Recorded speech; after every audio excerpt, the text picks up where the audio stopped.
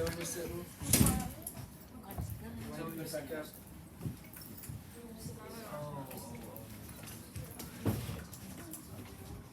Is that where my car is?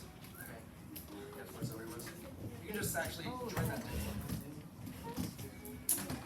Alright, track up here. Water bottles on the ground, please. Jackson, water bottle on the ground. Alright, let's continue through. We have just a few lessons left in this unit before we transition into the assessment. Our focus today at the lesson is Lesson 17, Key Strategies of the Civil Rights Movement. Let's remind ourselves of the unit essential questions.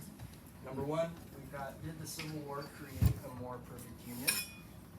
We have number two, how and why do people take action to secure and protect civil rights? Here's our objective for Lesson 17. We're going to interpret the reasons why nonviolence was used by activists who participated in the civil rights movement by examining 4 different milestone events and engaging in small group discussions. Can someone get the context for today? Yeah, Chanel? In Lesson 16, you work to understand why the civil rights movement began in the 1950s. In Lesson 17, you will participate in a gallery walk where you examine photographs and analyze texts about 4 milestone events of the civil rights movement.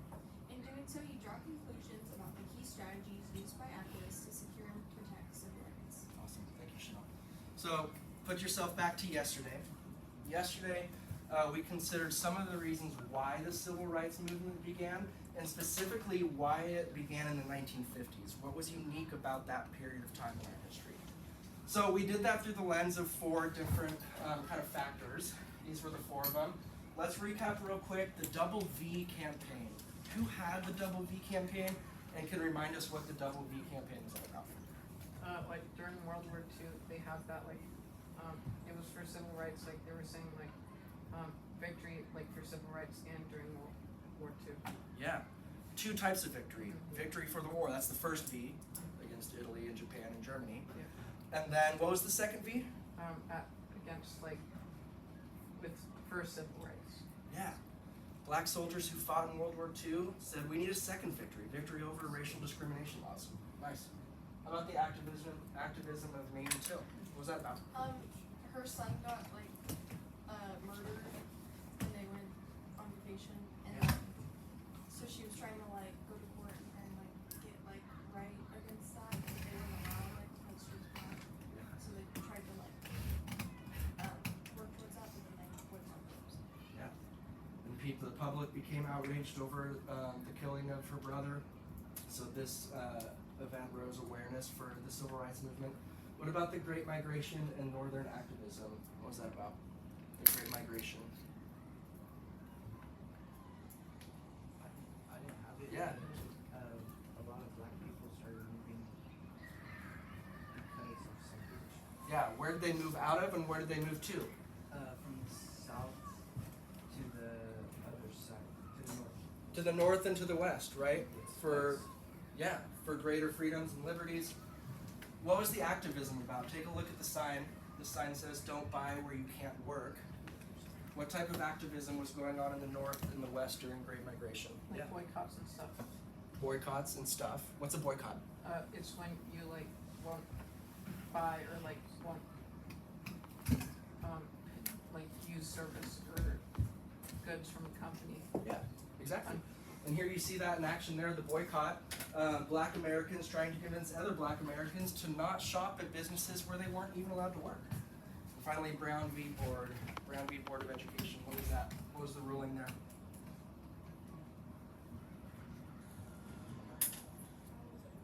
Oh, Carson, what was Brown v. Board?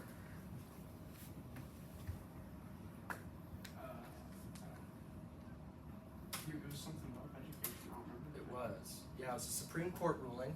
What did the Supreme Court rule in Brown v. Board, Mannix?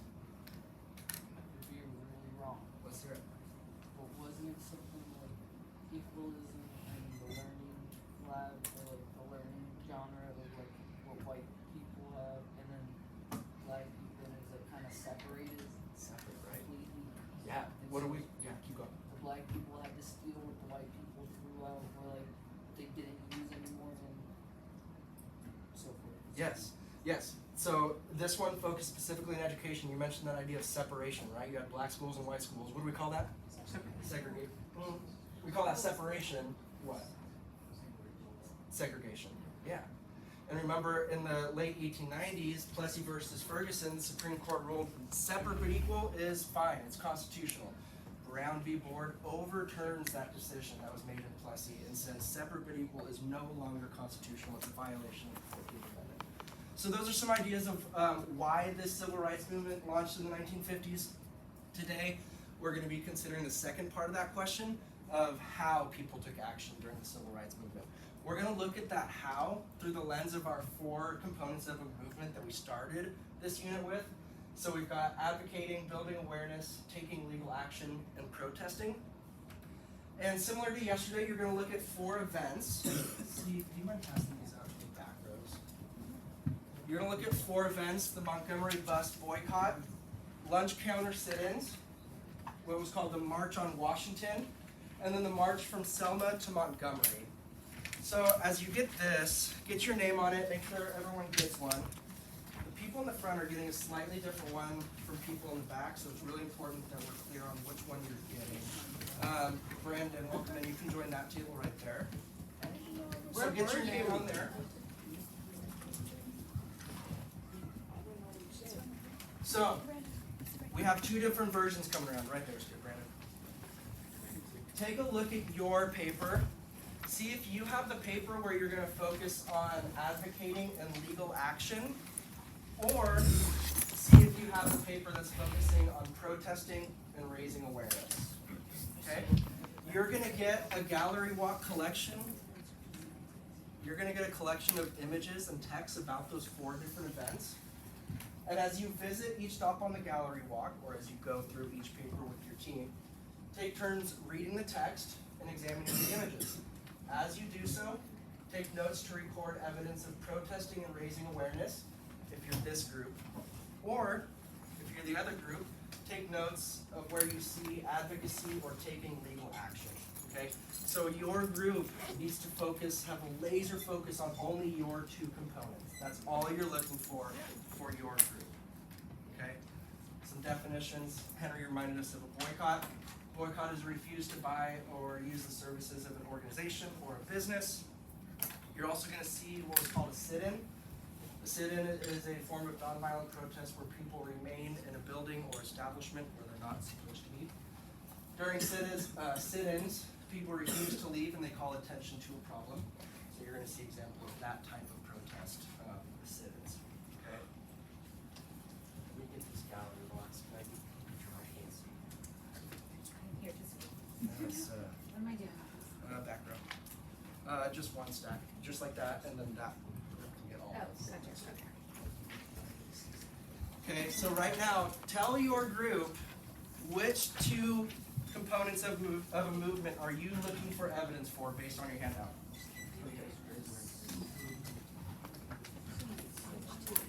I heard that right. Protest and raise awareness. What are you guys looking for? Advocating and taking legal action. Yeah, advocacy and taking legal action. Okay? Go one by one. Groups, work only on the one together, finish it up completely, then move on to the next to get through the 4. We've got 12 minutes. And you gotta learn some woman. December 1st, Yeah, Aubrey, yeah. Alright, Carson, you're the group reader. Zoe, you're the group reader. Start with boycott. Leave that here so we can kind of all look at it. Zoe, you're the reader.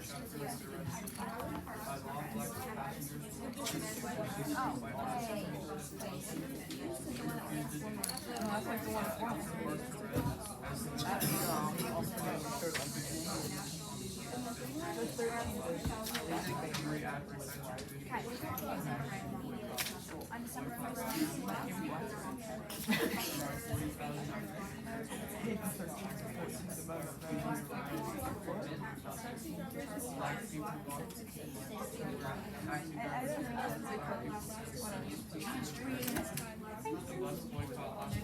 And no, not thank you, not. On December 1st, 1955, Rosa Parks, the secretary at a local NAACP chapter, was arrested. By law, black passengers were required to wear seats to white passengers. Buses were empty and the scrutiny severe. After Parks' arrest, activists organized a boycott of Montgomery buses on December 5th, 1955. Montgomery advertiser newspaper reported about the boycott. The boycott got national media attention. Around 40,000 African Americans protested Summarized notes are fine. Yeah, you don't need to do direct quotes. Summarize bullet point words. Black people walked to work. Taxi drivers only charged black people 10 cents. Well, yeah. The same as riding a bus. The bus boycott lasted 13 months. Due to this time, black people continued to walk to work rather than ride the bus. During that time, activists sued the city of Montgomery for segregating buses. In 1956, a federal court declared that segregated buses violated the 14th Amendment and protection of equal rights. They took legal action. I agree. Okay, you're looking for two things. What are you looking for? Advocate and legal. Examples of literacy advocacy and examples of literacy legal action. You wrote something down, Henry. What are you writing down? They took legal action. How? Who's they? The black people. Yeah, And how did they take legal action? they took legal action There's nothing by, really that we looking for. We just wrote it was a contribution. by suing the city. Okay, there you go. What city? Montgomery. Okay. I also see black people continue to walk to work rather than on a bus.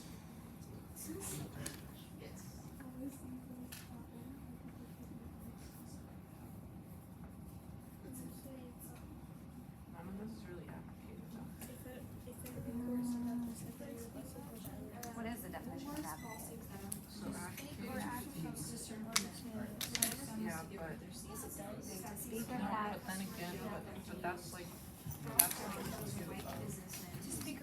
someone no, a boycott is protesting. So protesting is like I'm gonna go outside and like boycott that place as a form of protest. I don't think we're allowed to in the classroom.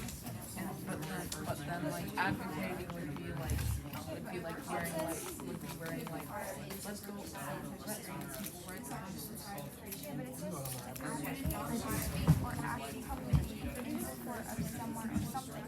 Boycotting is when they arrested those parties from sitting behind the bus. They all boycotted the buses for 14 months in honor of the advocacy for Rosa Parks. Protesting is taking action. They're taking action against it.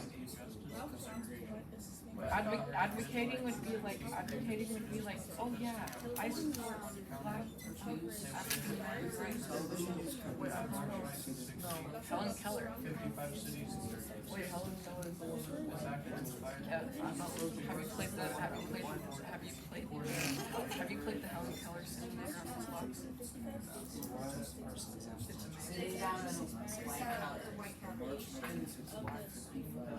Pursuing the city of Montgomery for what? Where were For what? What did they For sue for? segregating the buses. So write that. Yeah, for segregating. Everyone's allowed to.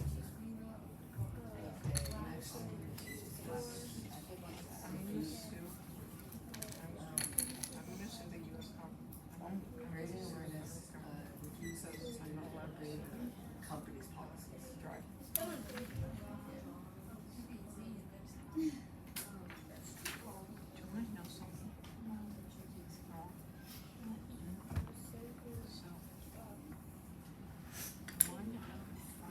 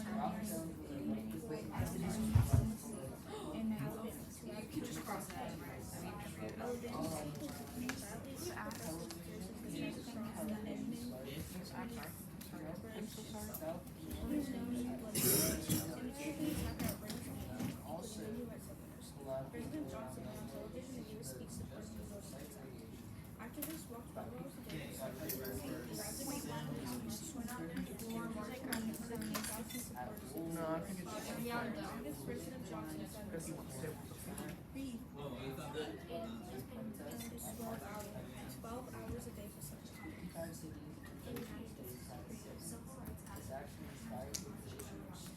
Not writing down what she's reading.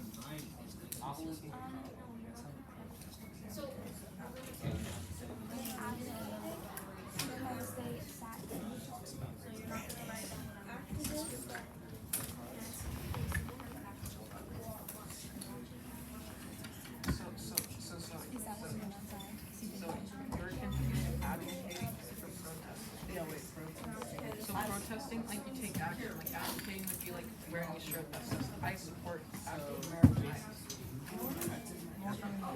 Are we on boycott? Okay. Where'd you find legal action? So we found legal action. Yeah, they took legal action by suing the city of Montgomery. Can I just turn over here?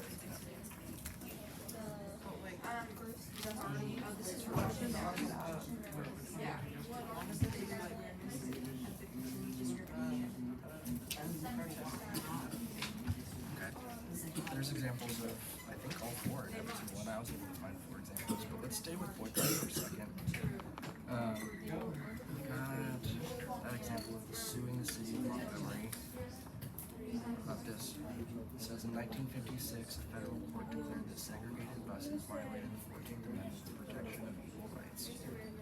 So because the Supreme Court, or rather a federal court, is getting involved in changing the law, that's legal action.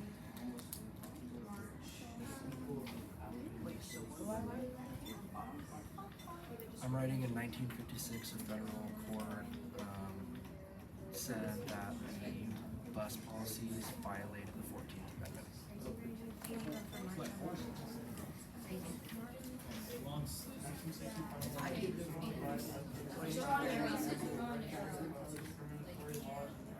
What's up, Jackson? I said they had took legal action by suing the city of Montgomery for violating the 14th Amendment. Yep, that's one. And then a second part of that legal action is that the federal court agreed. They said that the bus policies did violate the 14th Amendment. So, like, newspapers reporting on it. Yeah, I mean, it could be a form of advocacy too. Newspapers and television have been raising awareness. Okay, have you read Lunch Counter Sit-ins yet?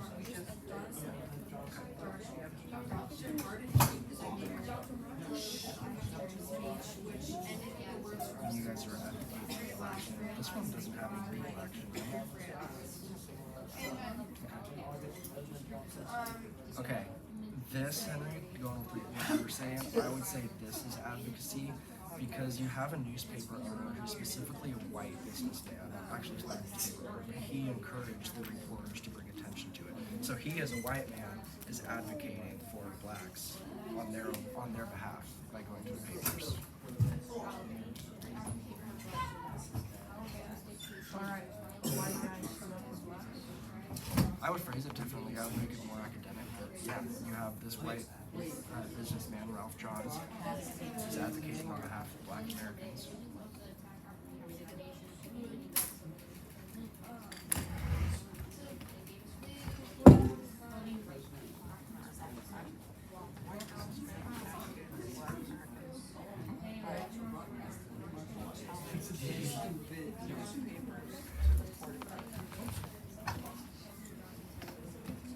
And there's no legal action. So once you guys have that, we can move on to selling that to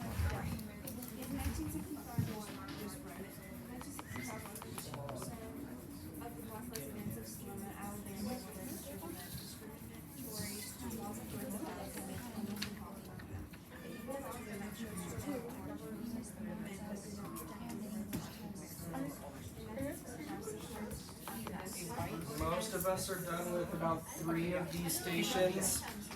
We're gonna wrap up in 4 minutes. We finished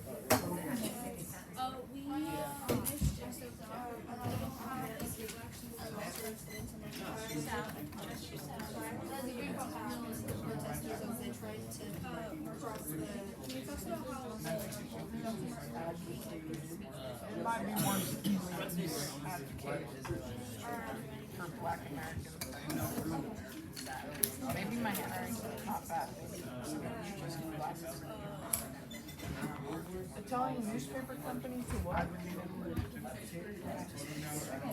In 1995, only 2% of the Black residents of Selma, Alabama were registered to vote. Discriminatory laws and threats of violence had made it almost impossible for them. The people of Alabama chose to elect a government that did not protect the voting rights of African Americans.